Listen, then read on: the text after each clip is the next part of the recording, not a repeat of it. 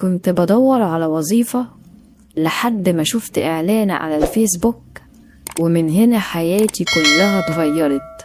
بعد ما كنت في حالي ومليش في أي حاجة، لواحدة بتعمل كل حاجة ممكن تتخيلوها. صاحبة القصة بتقول: أنا بنت وحيدة عايشة مع والدتي، بس والدي توفى من 4 سنين، وعايشة أنا ووالدتي على المعاش بتاعه في شقة إيجار. وطبعا من بعد وفاة بابا والمصاريف والأسعار بقت تزيد علينا قوي، وكمان كنت محتاجة أجهز نفسي، وكنت ساعتها في آخر سنة في الكلية، وكنت مستنية أخلص السنة دي وبعد كده أدور على أي شغل أو أي وظيفة عشان أقدر أحوش فلوس عشان أشتري الجهاز بتاعي.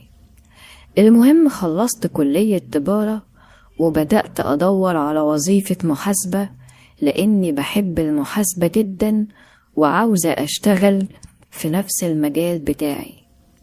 لقيت إعلانات كتير جدا لشركات طالبين محاسبين حديث التخرج، فأنا قدمت في كذا شركة وعملت مقابلات كتير، بس بصراحة المرتب بتاع الشركات دي كان قليل قوي قوي. ده غير ان اماكن الشركات دي كانت بعيدة قوي عن البيت، وطبعا انا اي حاجة بعملها بروح احكي لماما على طول، لاني مليش غيرها، وكمان بتفكر معايا وبتقولي على الصح وعلى الغلط. لحد ما لقيت اعلان مطلوب سكرتيرة حسنة المظهر بمرتب 6000 جنيه. فأنا شفت المرتب بصراحة ما كنتش مصدقة، واتمنيت اني اخد المرتب ده، وقلت مش مشكلة اكون سكرتيرة طالما مرتبها هيكون عالي كده. المهم رحت نقلت الرقم على تليفوني واتصلت، لقيت واحد بيرد عليا. قلت له: لو سمحت انا شفت اعلان انكم عاوزين سكرتيرة. قال لي: تمام، انت عندك كام سنة؟ قلت له: عندي 21 سنة. قال لي: طيب عندك مقابلة بكرة؟ واداني العنوان. اول ما قال لي العنوان انا كنت مبسوطة جدا، لانه كان قريب قوي من البيت عندي، يعني ممكن ربع ساعة مشي واوصل. المهم رحت قلت لماما وحكيت لها على اللي حصل. قالت لي: ربنا يكتب لك الخير يا بنتي، روحي وشوفي الدنيا كده وابقي قوليلي. المهم تاني يوم رحت على عنوان بالظبط، لقيت عماير كتير قوي، وما كانش مكتوب اسم الشركة اللي قال لي اسمها في التليفون. رحت متصلة بيه، قال لي: انت فين بالظبط؟ وصفت له انا واقفة فين. قال لي: انت كده قدام العمارة، ادخلي واطلعي الدور الرابع. دخلت العمارة وطلعت الدور الرابع، وكان الدور عبارة عن شقة واحدة، ولقيت الباب مفتوح والشقة منورة بس مفيش حد. المهم رنيت على الجرس، لقيت حد جوه بيقولي بصوت عالي: اتفضلي.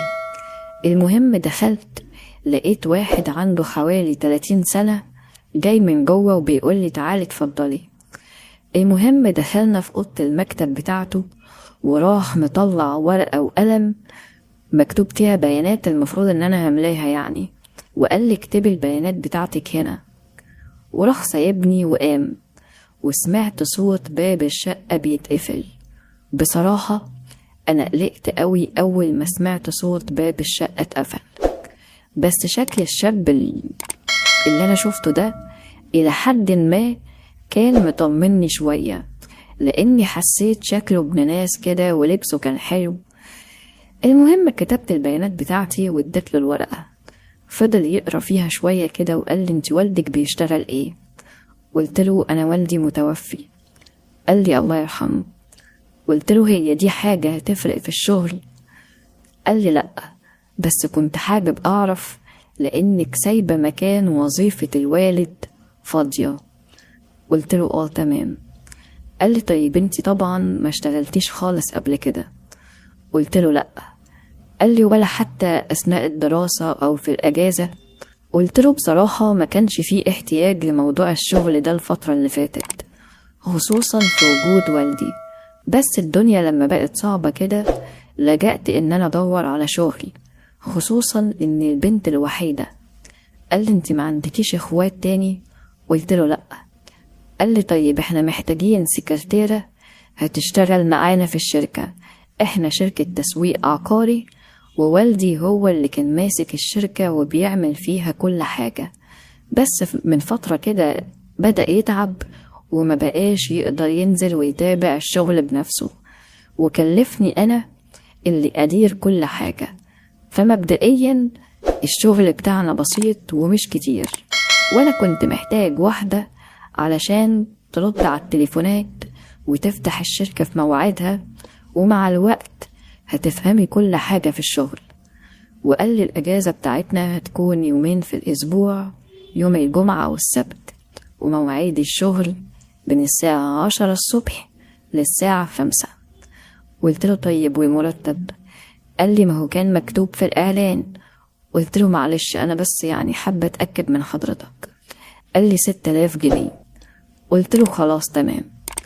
قال لي عموما انتي تمام بالنسبة لي، هطلب منك شوية أوراق هتجيبيها لي معاكي وهتبدأي شغل إن شاء الله من يوم الحد الجاي.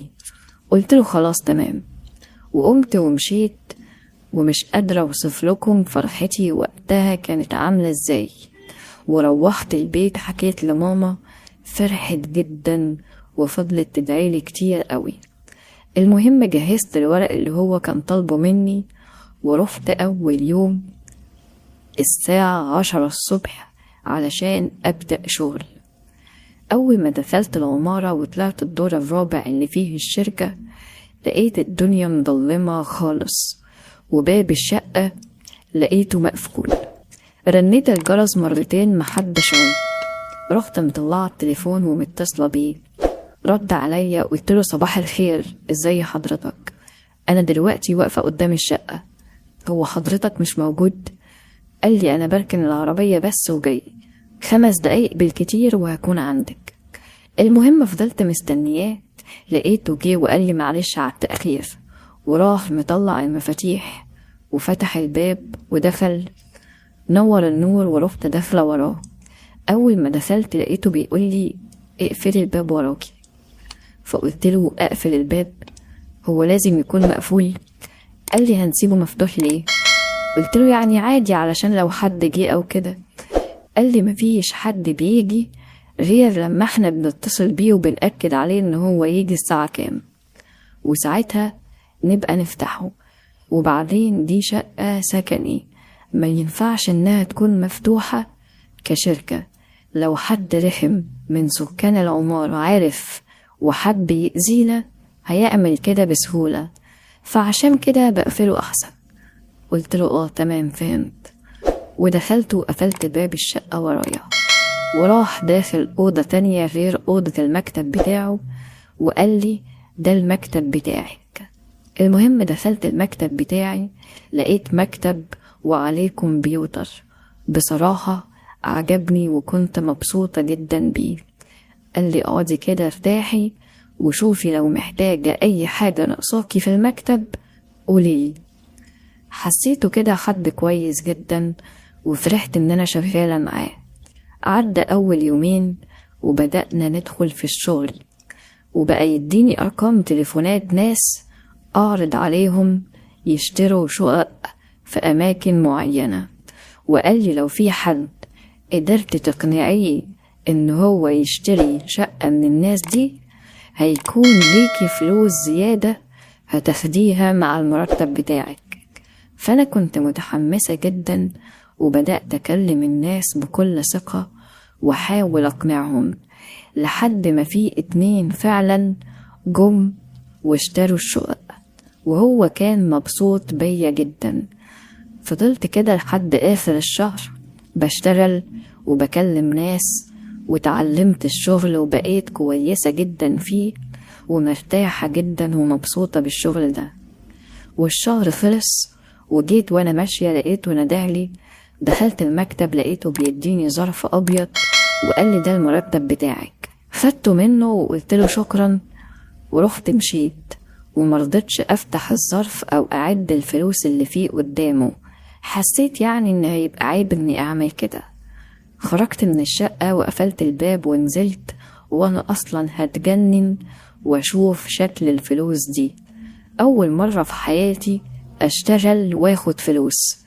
خفت اطلعهم في الشارع لحد ما وصلت البيت وسلمت على ماما، ورحت دخلت اوضتي وفتحت الظرف، لقيت فلوس انا اول مرة فعلا في حياتي امسكها، ومش مصدقة ان هم بتوعي. عديت الفلوس لقيتهم 9000 جنيه. ما كنتش مصدقة نفسي من الفرحة، وقررت ان انا لازم احوش الفلوس دي ومصرفش اي حاجة منها علشان اجهز نفسي، وبقيت واخدة الموضوع تحدي. المهم الشهر اللي بعده وانا قاعدة في المكتب بتاعي سمعته وهو بيزعق وبيتخانق مع حد جامد، بس معرفش هو بيتخانق مع مين. وبصراحة كنت خايفة اسأله لحسن يحرجني، بس قلت انا لازم اسأل، ما ينفعش اكون قاعدة معاه وهو في الحالة دي وما تكلمش معايا حتى. بعد ما خلص المكالمة اللي كان بيزعق فيها رحت دخلاله وقلت له انت متضايق مع حد بسبب الشغل ولا دي حاجة شخصية؟ راح بصصلي كده وسكت وقال لي لا دي حاجة شخصية. وتقريبا بقى كل يوم او يومين 3 تجيله نفس المكالمة اللي بتخليه يتعصب دي، وبدأت أركز معاه عشان أعرف هو بيكلم مين، لحد ما عرفت إن هو بيكلم مراته، وكان باين جدا إن في مشاكل جامدة بينهم. وأنا بصراحة مرضتش أتدخل في حاجة ما تخصنيش. لحد من فترة قريبة لقيته دخل المكتب عندي وبدأ يتكلم معايا ويحكي لي على كل اللي بيحصل مع مراته، وإن خلاص الموضوع واقف على الطلاق. وقال لي دي كمان مش بتخلف وأنا مستحملها بس عشان بحبها، وكمان طمعانة في فلوسي، كل شوية طلبات وفلوس وهي عايشة لوحدها، معرفش بتصرف الفلوس دي في ايه. لما بطلت وقللت الفلوس اللي بديها لها بدأت تتغير وتتحول عليا، واكتشفت انها عايشة معايا عشان خاطر فلوسي.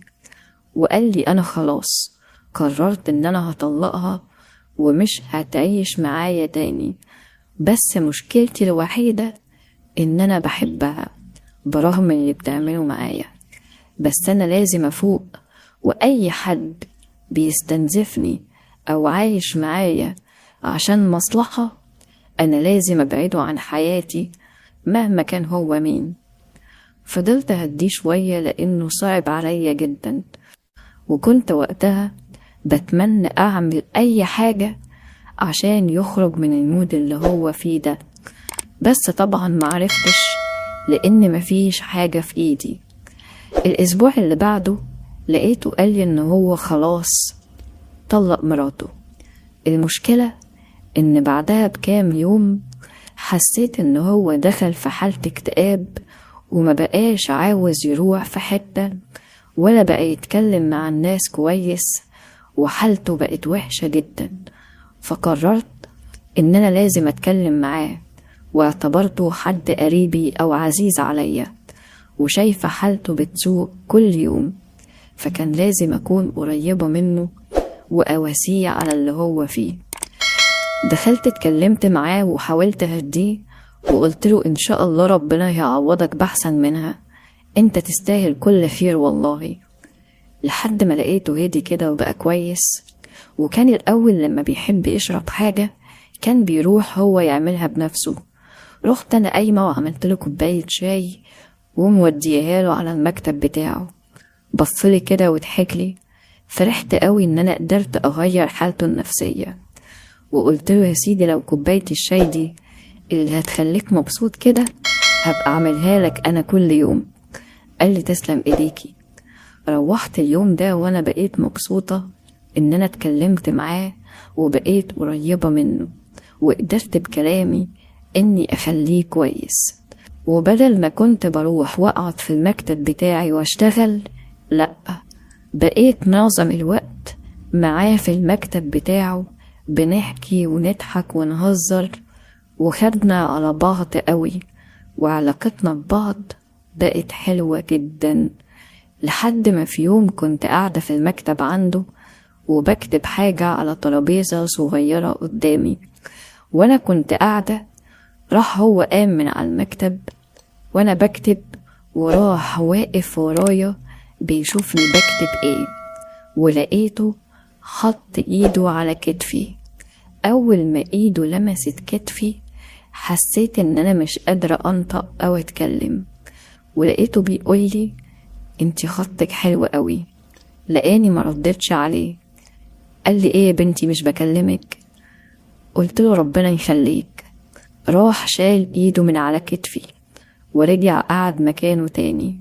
حسيت ساعتها ان جسمي كله بيترعش من الخوف، وخدودي بدأت تحمر من الكسوف. قال لي مالك اتغيرتي ليه كده؟ قلت له على فكرة انا عمري ما حد لمسني كده. قال لي انت زعلتي؟ قلت له لا ما زعلتش، بس احساس اول مرة احسه في حياتي فعشان كده اتغيرت. قال لي لا بصي، انا مش عاوز الاحساس ده يجيلك تاني. وقلت له مش هيجيلي تاني ازاي بقى؟ قال لي مش انتي بتقول انك اول مرة حد يلمسك كده عشان كده حسيتي بكده؟ قلت له اه.